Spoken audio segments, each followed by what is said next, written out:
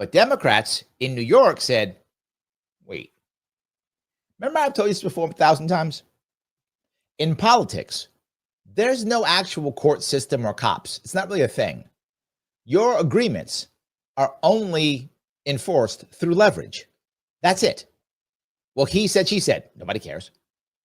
Doesn't mean anything. They don't have contracts. It's not a thing. You make a handshake and people you trust or don't trust. That's how it works in politics. I know. I still have I have scars in my back from that. I know how that works. That's how it works.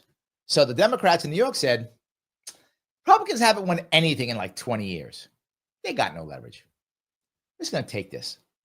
That's what actually happened. Again, if Mike's still on, Mike will remember. Democrats are like, we're just going to take it. Don't care. Republicans got no leverage. We'll just take it. What are you going to do? What are you going to do? Nothing. We'll just take it.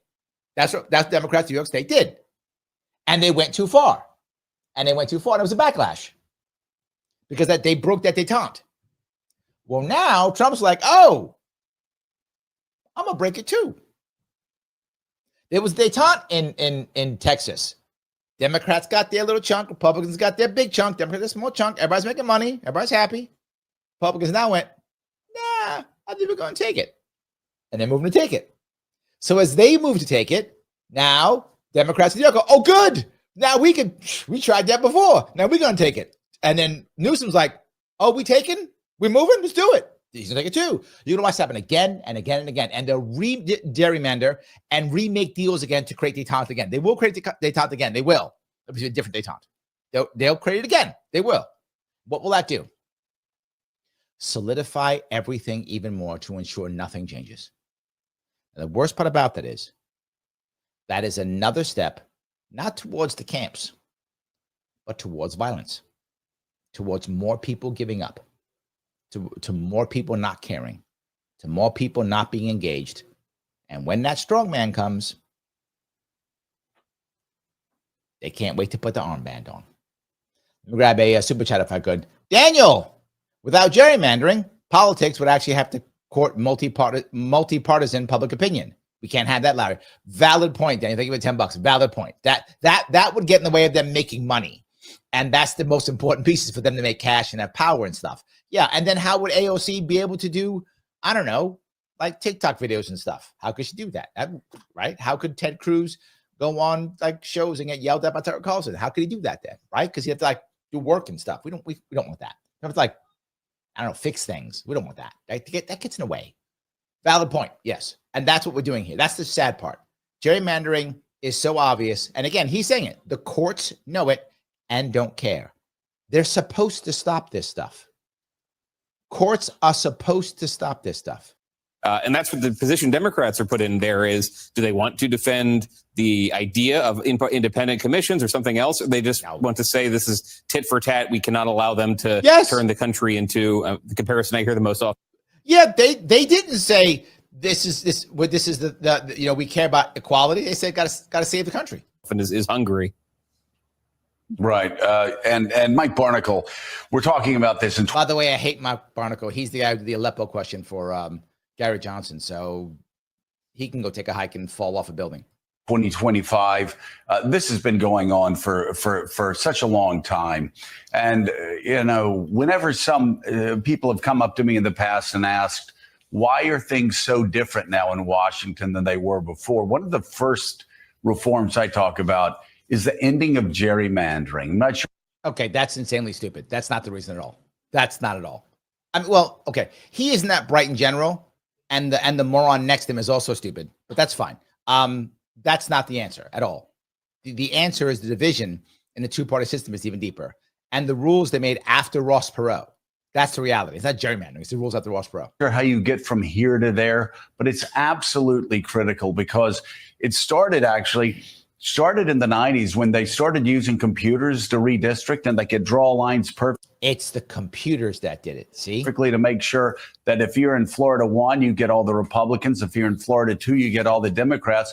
And you can vote with your party 90, 95, 98% of the time. And a primary win is as good as a general election win. And that's the other reason why gerrymandering, this is why with the current system, we need to have open primaries.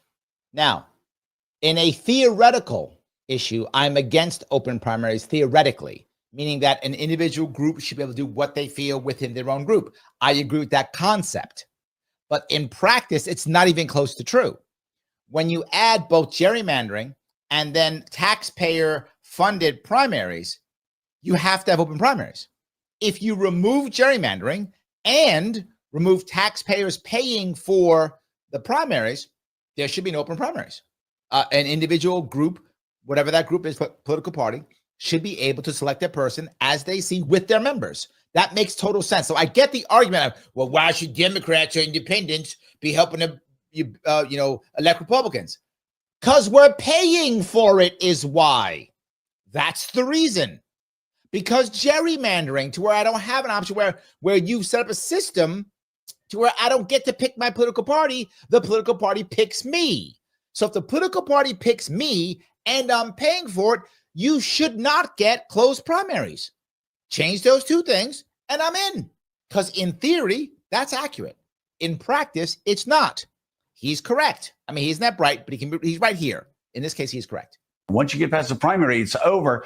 And so that's why you have so many House members going to the extremes. And they could, whether Republicans are in charge or Democrats are in charge, that's been the case for years now. I mean, we have to figure out a way to end. It's called end gerrymandering. We have to figure out some answer. It also could be called ranked choice voting. I'd buy either of those. Or it could be open primaries. That would also work. Any of those would work. Open primaries would work. And gerrymandering would work. So we already have answers.